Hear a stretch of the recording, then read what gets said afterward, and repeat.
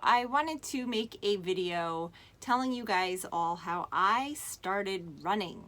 So it started like I was an athlete and an active kid growing up all through high school. In high school, I ran cross country, I played basketball, I ran track, but I never really did anything fantastic with any of those sports. Like I was always just like a decent athlete. Like that's nothing special, nothing big. Especially when it came to running, like it wasn't my favorite thing to do. I never realized I had much potential in the sport. Like it was never anything that was really on my radar, never really something that I was super encouraged by my parents or my coach or anything like that. So I just kind of did it to just stay in shape and be active. So I did actually get most dedicated in cross country one year. So I think that's kind of like a little bit of foreshadowing. After high school, I graduated in 1996, and I think after that, I pretty much just stopped. I didn't do any sports. I didn't really continue running. I pretty much did nothing for a few years. I worked, went to school, that was it. A few years after I graduated high school, we moved up to where I live today.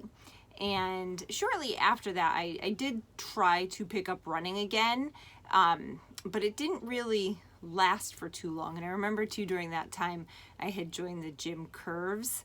So I was kind of doing like a little bit of both. And I remember talking to one of the ladies that worked at Curves, and we're talking about running, and I was like, yeah, I don't really run too much outside during the winter and whatever. And she was like, well, you're not a real runner if you don't run outside during the winter. And I was kind of like, okay, so maybe I'm not really a real runner. And I just never really went too much further with it. Like after that, I know that's so stupid, but it's true. That's how it went. After that, I ended up getting married, and in 2007, I had my first baby, and I gained probably about 70 pounds when I was pregnant with him. I lost the majority of it, but I still, I was always active, but I never really had any kind of structured workout program and whatever, but I would walk, I would do whatever. So I was active, but I just wasn't super fit.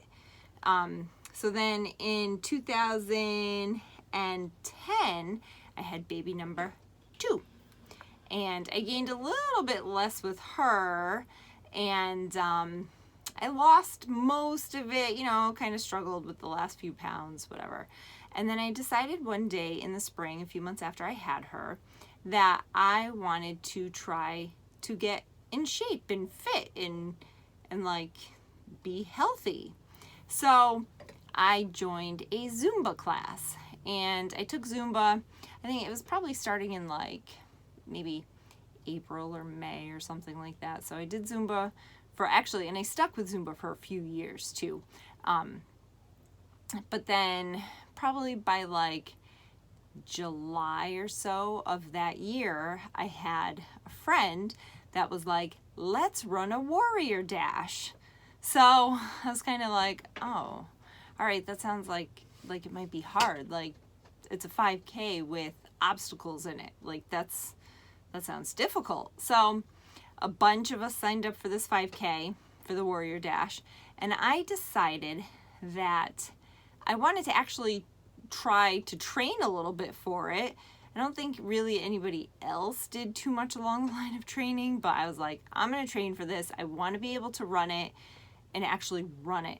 So one day I went out for a run, and I think I maybe did almost a little over a mile, maybe almost 2 miles. I don't even know. I wish I can go back and check. I might be on Map My Run, but I'm not sure. So when I got back from that run, my husband was like, did you run the whole time? And I said, yeah, I did. I ran the whole time. And I looked at him and I was like, we are all gonna die. There's no way we're all gonna be able to finish this 5K. Not a chance. With obstacles. No way. So sure enough, we did. And this is my very first medal that I got from running. It says I survived the Warrior Dash 2012, and it was so much fun. Like, we loved it. We had such a blast. Like, there's a big group of us. I should see if I can find a picture of it. But yeah, it was a blast. It was a blast.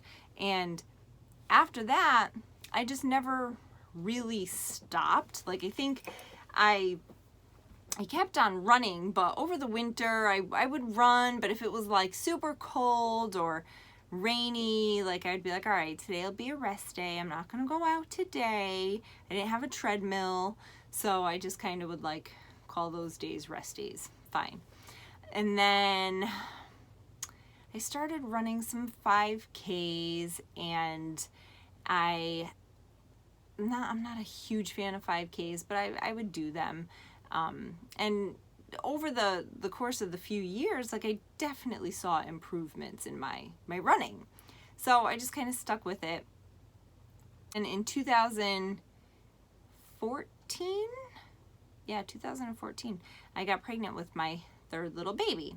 And he actually, we found out when I was like 20 weeks pregnant that he had a heart defect, and I decided I was going to try to continue to run through my whole pregnancy.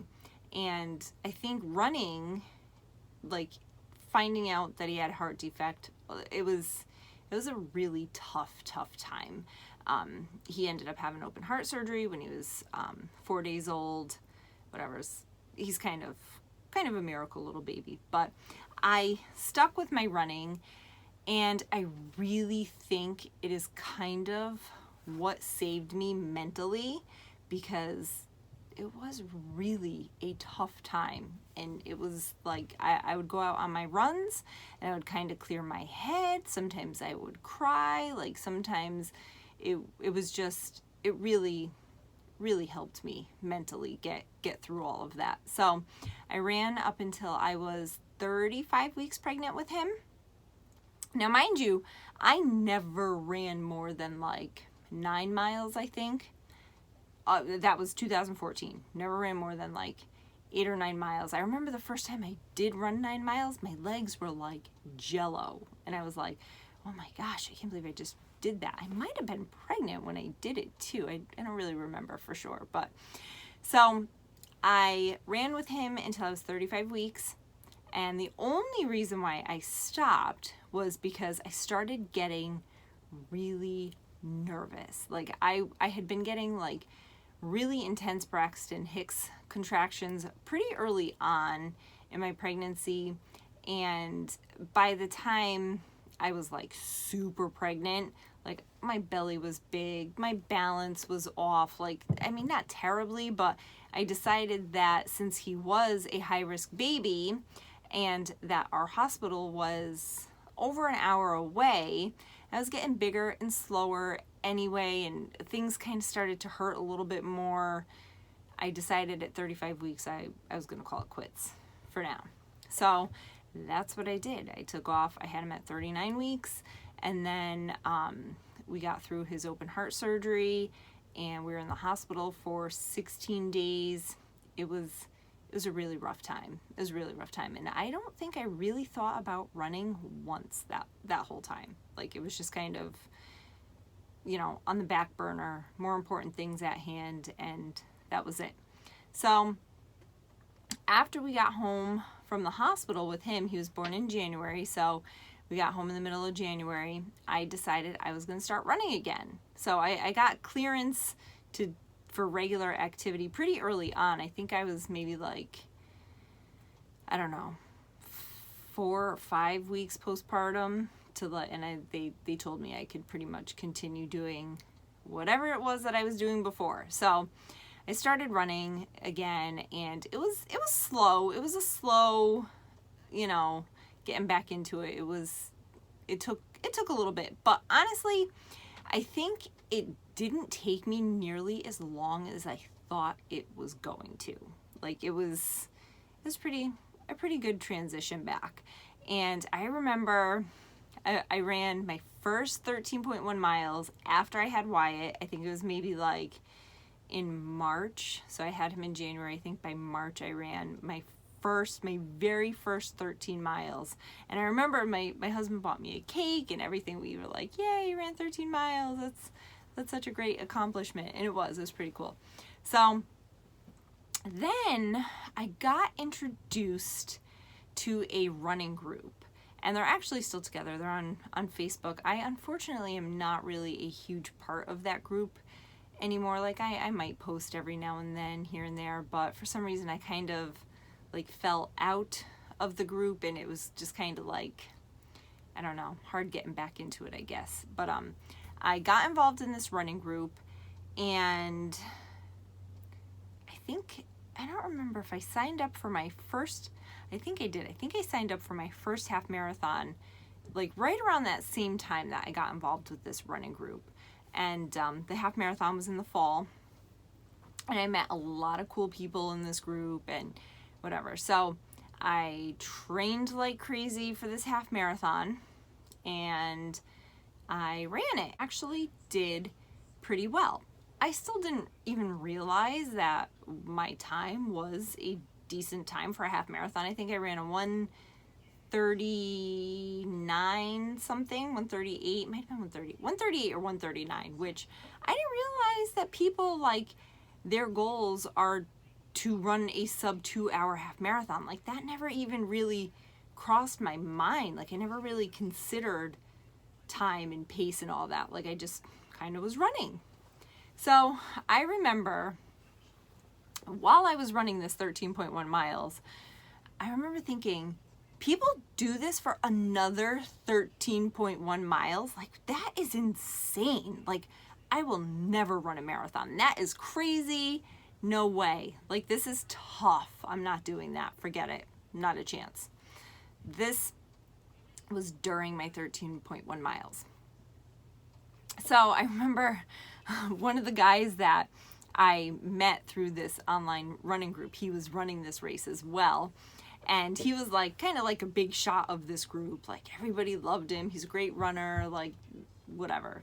So I remember during this race, I was coming up to somebody, a guy with a shirt on for this running group. And I was like, oh my God, I got to make sure I say hi. Like, this is my first event where I'm like part of a group. This is so cool. So I get up next to him and I look at him and I'm like, oh my God, that's him. That's like the big cheese of this running group. I can't believe it. Like, I was like, hey, great job, whatever. And I passed him. And I remember thinking like, oh my God, like, am I allowed to pass him? Like, I can't believe it. Like, I passed him. Like, I don't know how this is going to go, but I passed him. I can't believe it. So I got done with my 13.1 and I found him. And I remember this. I went up to him and I was like, I am so sorry I passed you. Like, I apologized for passing him. Like, he must have thought I was crazy. I mean, I was. Like, I was so tired and exhausted. Like, this is the first time I ever raced a half marathon. Like, my mind was mush, my legs, like, everything. And I'm like apologizing for passing him. And he was like, no, it's fine. Like, you're kind of crazy. That was my half. And shortly after that, I mean shortly, by like a couple of days, another guy from this group, we were chatting, and he was like, you know, you can run a marathon. And I was like, I don't know about that. And he was like, yeah, you can. Oh, you know what it was? I went out and I ran with my son in the stroller, and I did a 15-mile run. And he was like, if you can run 15 miles in a jogging stroller, he was like, you can run a marathon. And he was like, and you know, you just ran a half marathon, so all you have to do is like add on a couple of long runs here and there. He was like, Philly is coming up, you should run Philly. And I was like, I never, ever, ever considered that I would be running a marathon in my life.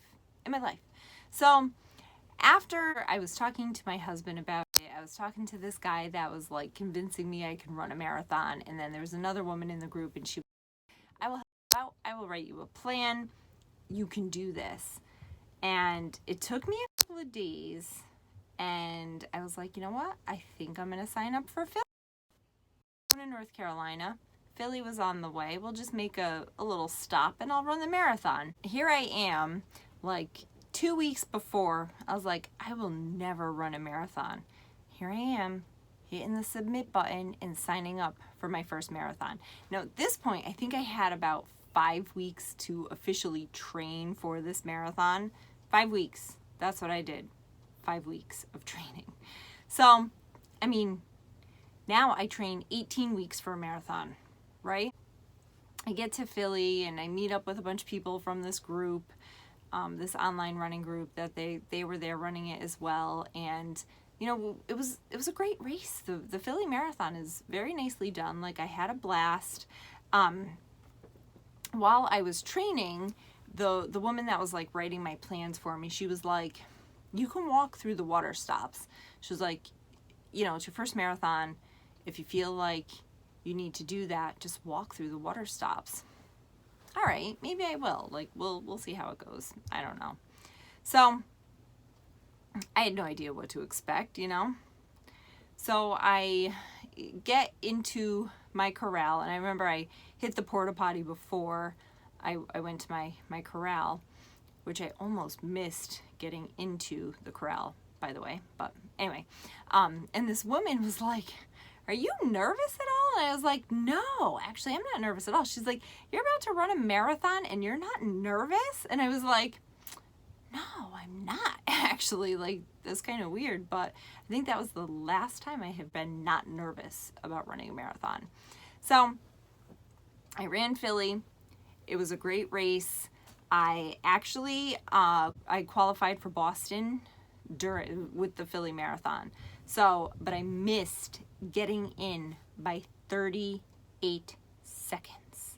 38 seconds. Like, first of all, I didn't realize that you had to like qualify for Boston or get in by charity. Like, I never really thought about it. Like, I wasn't a marathon runner. Like, I had no intentions of qualifying for Boston. Like, I didn't even know, like, I had no clue. I was clueless. So, but then once I found out that I qualified and I missed getting in by 38 seconds, that kind of like lit a little fire under my butt. And I was like, you know, if I didn't walk through the water stops, and if I didn't like, if I took it a little bit more seriously, trained for more than 5 weeks, I bet you I could qualify for Boston, right? So this is my medal from Philly. It's actually one of my favorites. It rings a little bell like that, and it's pretty cool. I would love to do Philly again someday. It was a nice course. And it's got my time, my Philly time, if you can see that. It was 3:38:29. Boom. That was my first marathon. I finished the Philadelphia Marathon and I was like besides myself, so happy. Like, now I'm looking for my family, my husband and all my kids were there, and I could not find them. I had no idea where they were. I could not find my family. My phone died, so I couldn't even call them. I had to ask a stranger to borrow his phone. And he was like, you just ran a marathon and there's nobody here to greet you? And I was like, no, there's not. Like, I don't even know my husband's phone number. Like, because it was in my phone. Who knows phone numbers? Not me. So I ended up having to call my mom, who was in North Carolina. She was the only phone number that I could remember.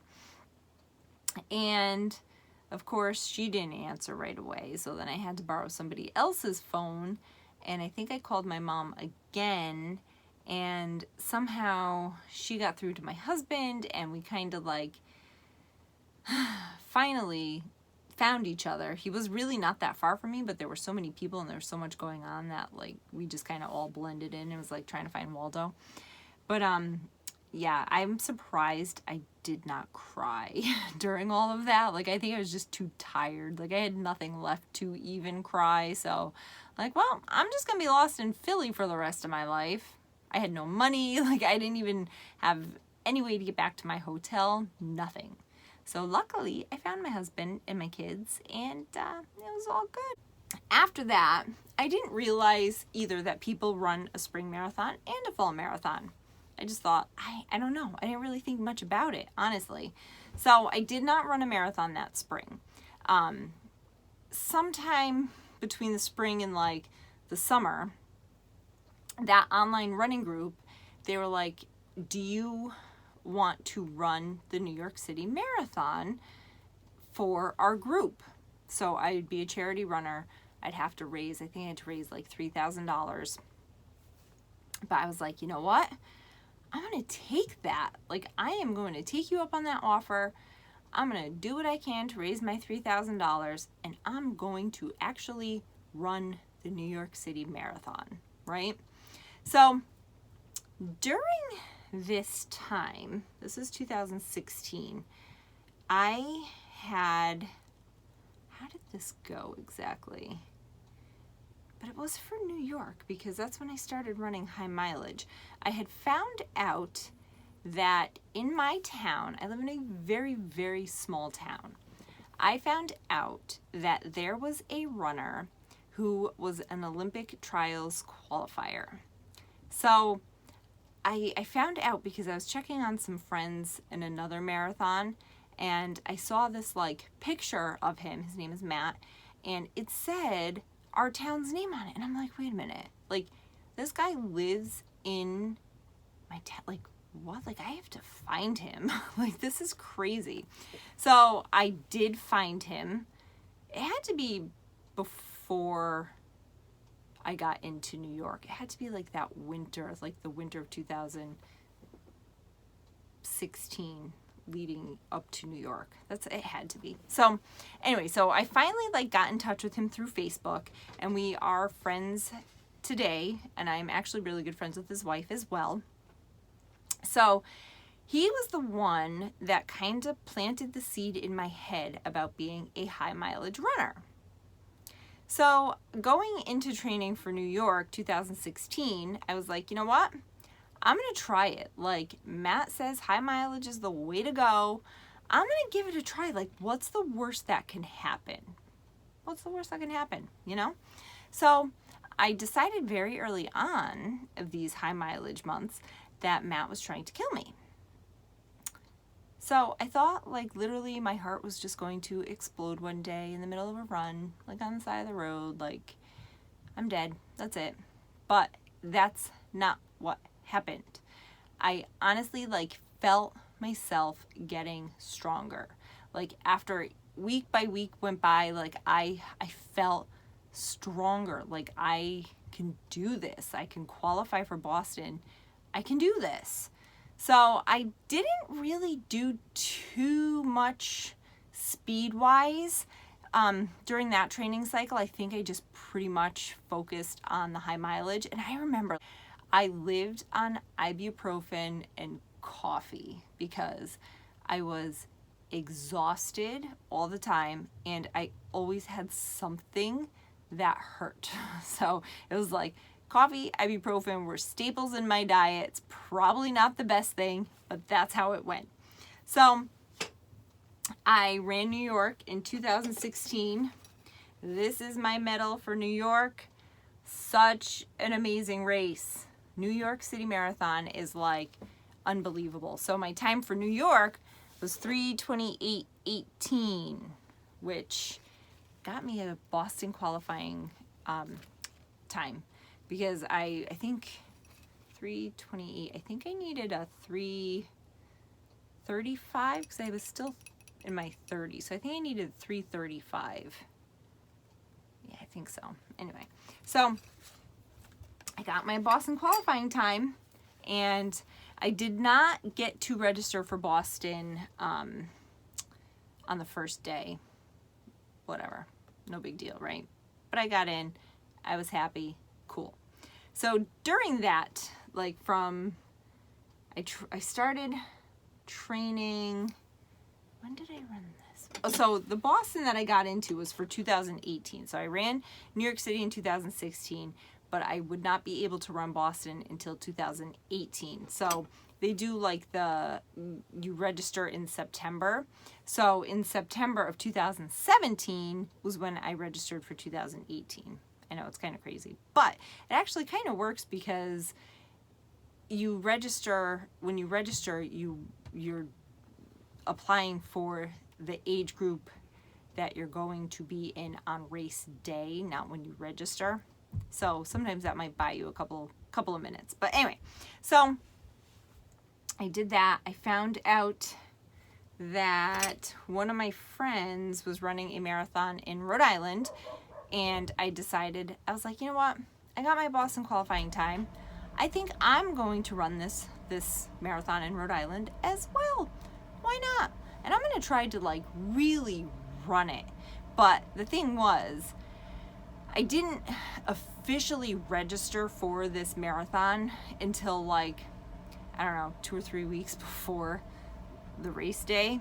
So I was training, I was doing all the miles and everything anyway, but it was never really like in my head that I was actually training for this marathon. This marathon was the Fighting Seabees, and I honestly do not remember the time for this. I still qualified for Boston with this one. It was the worst race of my life. It was terrible. I qualified for Boston by seconds, not any kind of time that would ever get me in. It was terrible. It was terrible.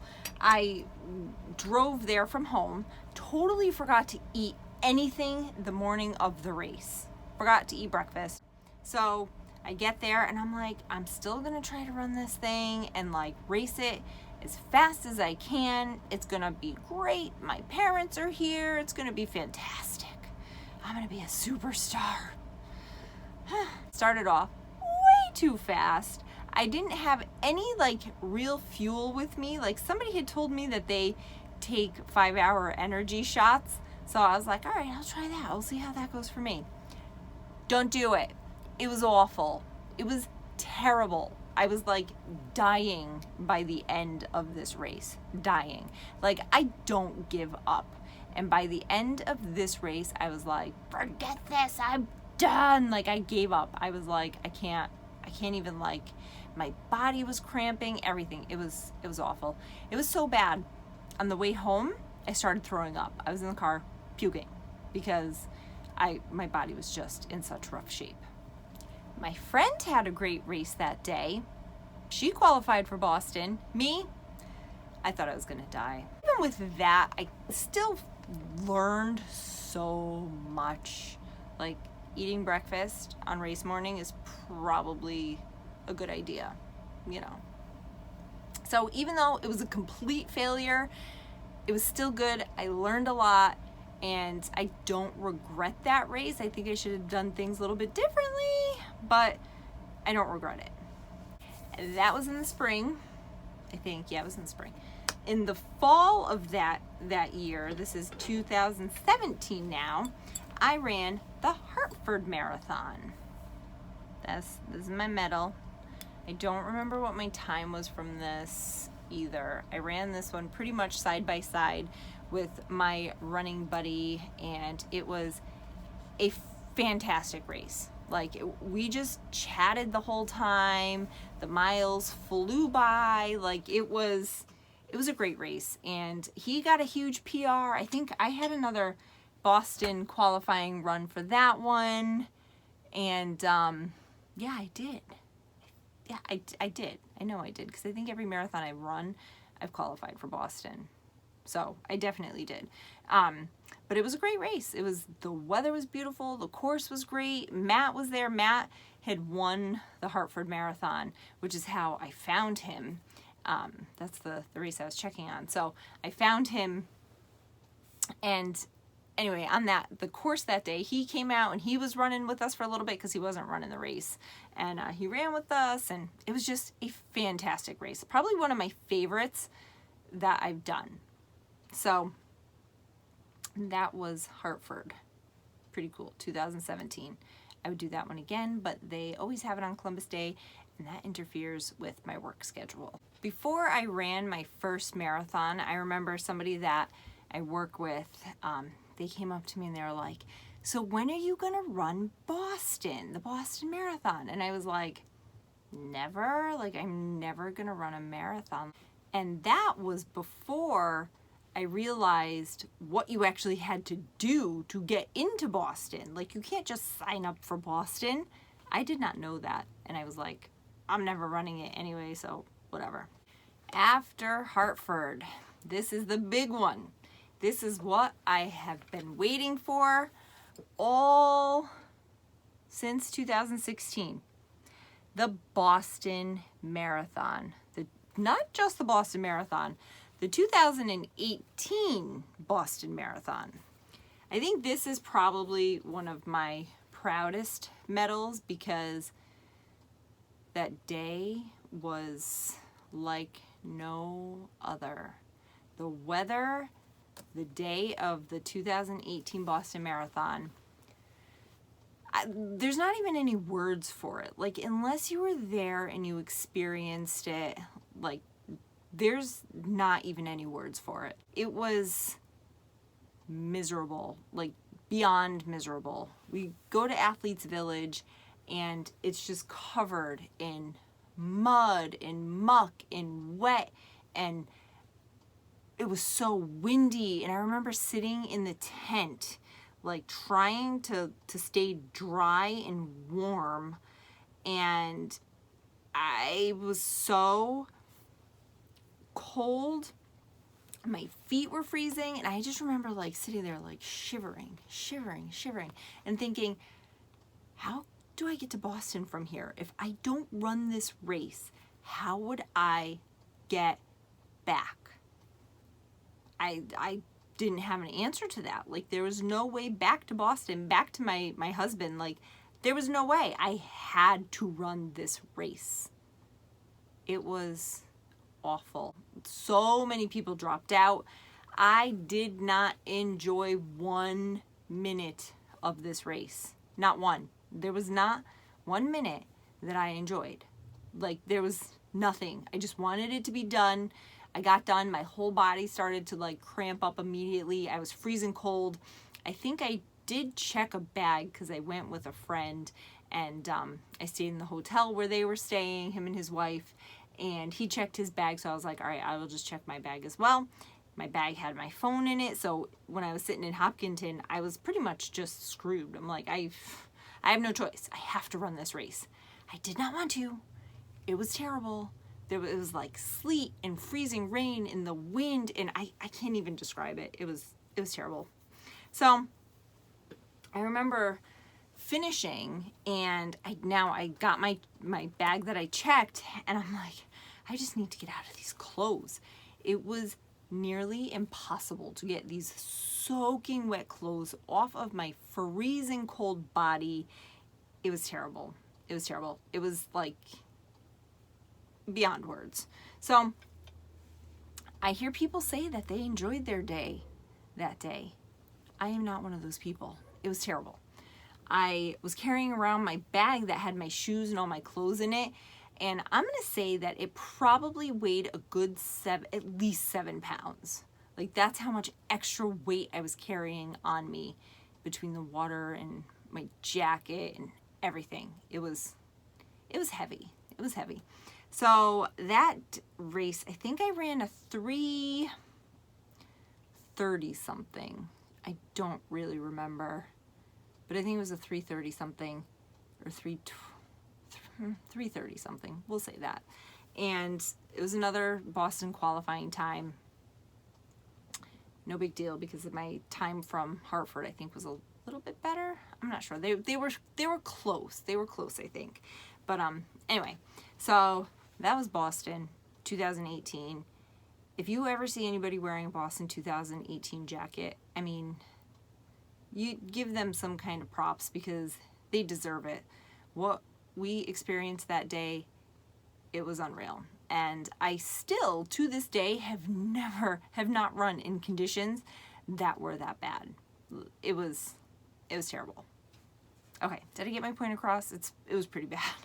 So after that, I decided to run another marathon shortly after that. Boston was in April, and then I ran the Providence Marathon in May with another one of my running buddies. It was her first marathon, and she'd kind of been training with me throughout the winter for Boston because she knew she was going to do this, I think. And she was like, will you run it with me? And I was like, I don't know what kind of condition I'm going to be in after I run Boston, but sure. So, well, actually, I think I didn't sign up until after Boston to run that with her. I don't know, though. Maybe, yeah. Either way. So, that was another great marathon. Like, we ran, I think, like a 4 hour and 9 minutes, maybe 4 something. So it was such a good experience for me because it was so enjoyable. Like, it was such a nice race. Like, I was eating things. People were handing out pretzels and Twizzlers and this and that. I had more snacks. I was carrying more snacks in my hands, like eating everything as we were running, because I like when I'm running to qualify for Boston, I don't really have that luxury of eating and enjoying things because it's super intense, you know. But she did great. She struggled a little bit. A marathon is hard. Marathons are not easy. And like, to finish a marathon, you know, you're doing something. Like, she struggled a little bit, but I told her we were like running and we were getting closer to the finish, and her dad was supposed to meet up with us, and I was like, when you see your dad, you're not allowed to cry. Like, no crying. And she sees her dad and starts bawling. So, but it was pretty cool. It was a good race. Like, I was happy to finish that one with her, and you know, she did great, and I can't wait for her to run another marathon. So after Providence, I signed up for the Marine Corps Marathon in the fall. I think it was in like November. So I had heard many mixed reviews on the Marine Corps Marathon. Like, the corral, people self-seed themselves, so people are up front when they really shouldn't be, and a lot of times people are really trying to get their Boston qualifying time, and if you're kind of in the wrong place, it makes it really difficult for people. So I was kind of on the fence about the Marine Corps Marathon. I was excited about it. Like, we get to travel to DC. It'll be great. So, funny story with Marine Corps Marathon. We stayed at the hotel. It was like the headquarters of the marathon. And we picked that hotel because there was bus transportation to the starting line, and I was like, oh, that'll be super easy. I won't have to worry about anything. Just get on a bus and go, right?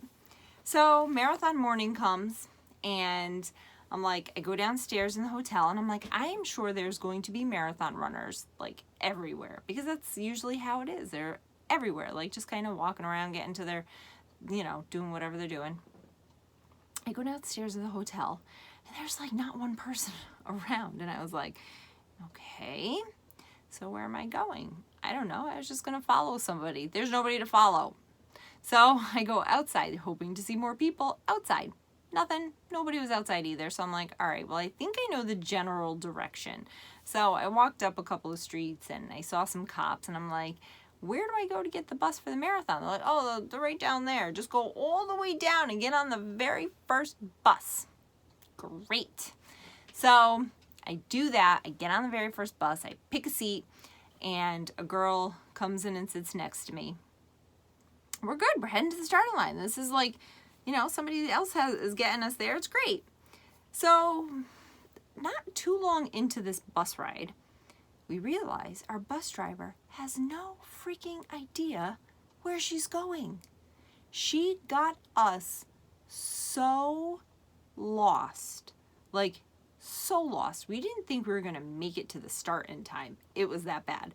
Like, you have one job. Like, you would think you would kind of look at a map or something and figure out where you have to go before before you're carting around a bunch of marathon runners, you know? Like, the girl that I was sitting with, she started to get kind of nervous because, you know, it's her first marathon and you got those race day jitters anyway.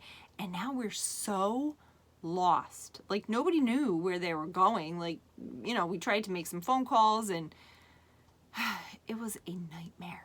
It was a nightmare. So somehow we did find our way to a spot where there were some police or something. So we stopped, like, at a red light. One of the guys jumped off of the bus and ran across the street to go talk to the cops or whatever. And he comes back and he was like, all right, just get off the bus here. So here we are, like, literally in the middle of the road in Washington, D.C., getting off of this bus. I mean, it was really early in the morning, so it wasn't like traffic was a huge issue or anything. So we get off the bus in the middle of the road, and now we had to walk like 2 miles to get to the start. Luckily, we made it in time, and we finally, like, I walked with the girl the whole way. We checked our bags, and I started a little bit further ahead than her. I wish I got her name, and I wish I knew how she did. But while I was standing in my corral, there were people there that were like, oh, I'm going to run like a 4-hour marathon. I'm like, you should not be up here. Like, I am trying to run a fast marathon. Like, you should not be up here. So anyway, the race starts. I mean, I lost them somewhere along the beginning.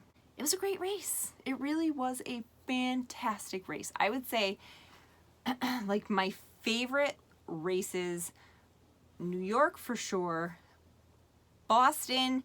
After, when I ran 2019, Boston went back up on my list, because after 2018, I was like, nope, the Boston Marathon is way overrated. Like, it was terrible. Terrible. Like, why do people want to run Boston? Ridiculous. Overrated. So, anyway, so it's New York, Marine Corps, Boston. Those are definitely my top 3 so far. So far. I wish I remembered what my time was for the Marine Corps Marathon. 3:20 maybe? 3:22 something. It was pretty quick. It was a good marathon. I wanted to show you this. Like, this little gold coin comes out for some reason. I don't really know why, but I can't get it out. Anyway, this little gold coin comes out, and it's a pretty cool medal. I'm proud of this one. And then a couple weeks or so after I ran this, I was notified that now the Marine Corps Marathon's a pretty big marathon too. Like, it's a good size. It's a good one. But I was notified that I placed 5th in my age group. So they sent me this lovely little token. So I wish I remembered what my time was. But I was 5th place for the 40 to 44 age group, which I thought was pretty cool. So I keep this somewhere where I can see it every day, and I look at it and I say, I'm thankful that I was there that day and I ran a good, strong race. And it was a good one. I would definitely run the Marine Corps Marathon again. I definitely would. It was cool. All right, so that was in the fall. Then trained all winter long again for Boston. Boston 2019. I finally decided that I was going to use an actual plan. I think actually for the Marine Corps Marathon, I used the Run Coach app, and it worked out pretty well. I did that because that's how I got signed up for that one.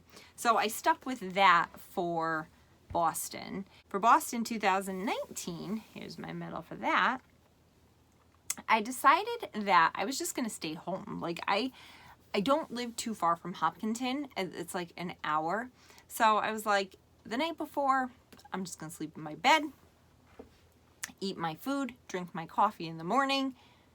Thank God. Like, I'm so glad that I am able to do that. And that's what I'm going to do again, too, because it's just so much easier. I just, like, realized I'm running the Boston Marathon in 80-something days. That's crazy. Oh my God. Anyway, so on race morning, we are heading to Boston, And like my big fears were like, oh my gosh, what if there's a big car accident and the highways are closed or whatever, and I don't get there in time. Well, that kind of happened.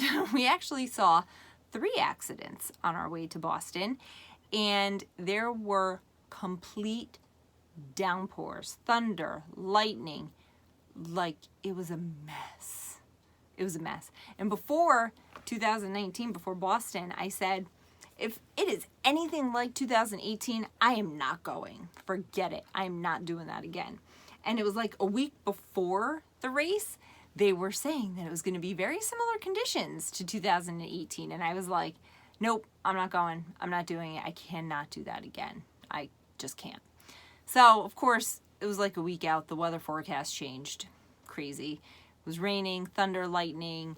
And then, like, as soon as I got onto the bus in Hopkinton, it was like the rain stopped. And it actually turned out to be a hot day. Like, not super hot. Like, it wasn't like 80 degrees, but I think it was probably like mid to upper 50s, which is pretty warm. Maybe even 60. I don't know. I don't remember, but it definitely got hot. And I realized that pretty early on that it was starting to warm up during the race. So I would start like dumping water over my head, and I took water and Gatorade and tried to stay hydrated and you know, feeling good for this race because it did start to warm up. And I don't know, what was my time? So I finished that one.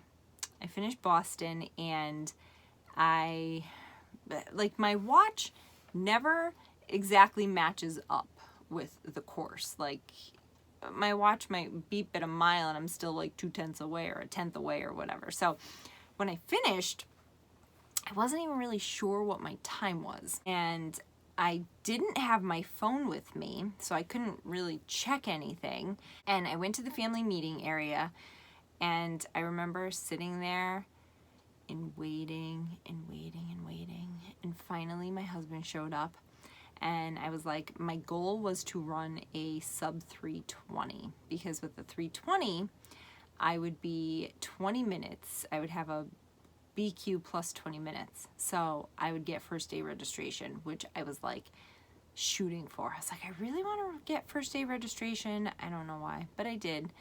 And when I saw my husband, I was like, I don't even know what my time was. And he told me, and I was like, oh my God, I did it. It was like 3:19 and change. I forget, 30 something or 40 something, whatever. It was sub 3:20. And I was like stoked. Like, oh my God, this is so cool. I get first day registration. Yay. So that Boston Marathon was so different than the year before.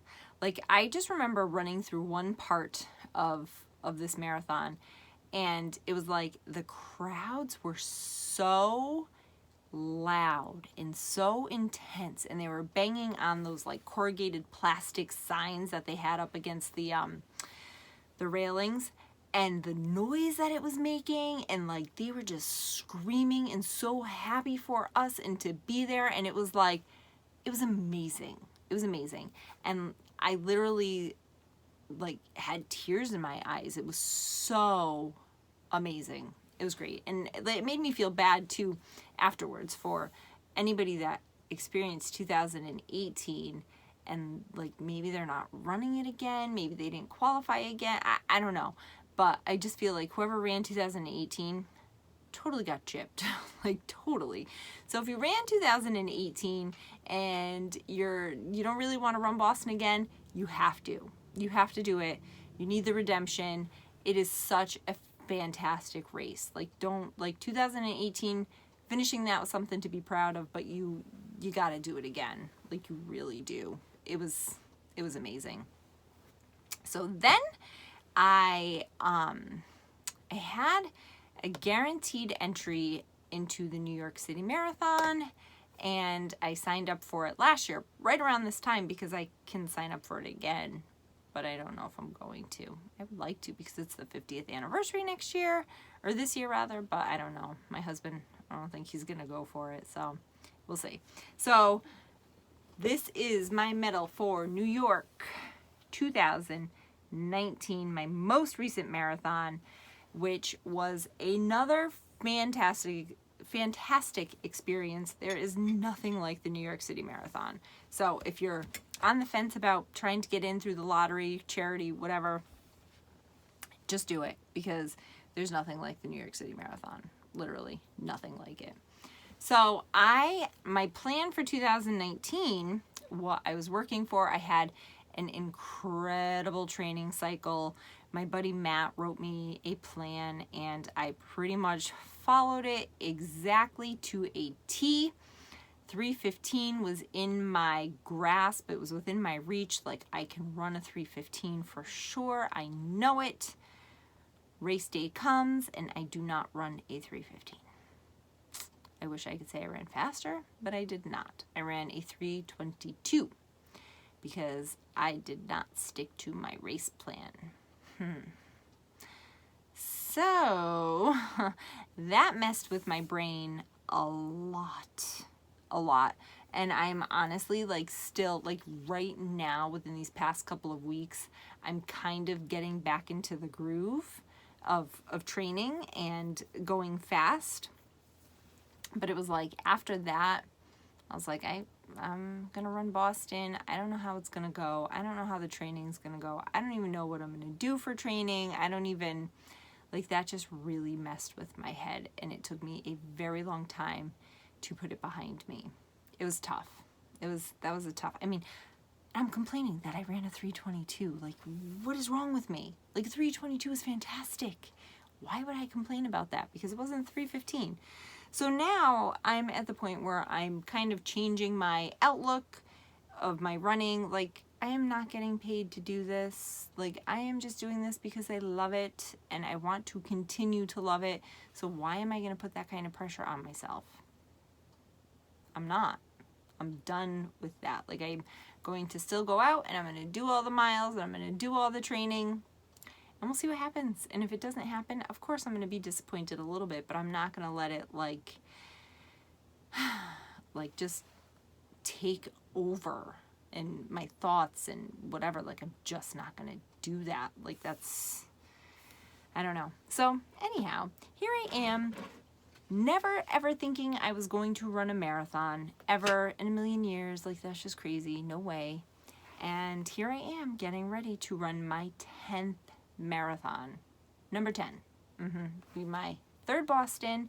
My goal was to run 5 consecutive Bostons. Actually, I told my son I want to run Boston every year until he qualifies and he runs, but unfortunately, I don't think that's going to happen anytime soon because he could care less about running.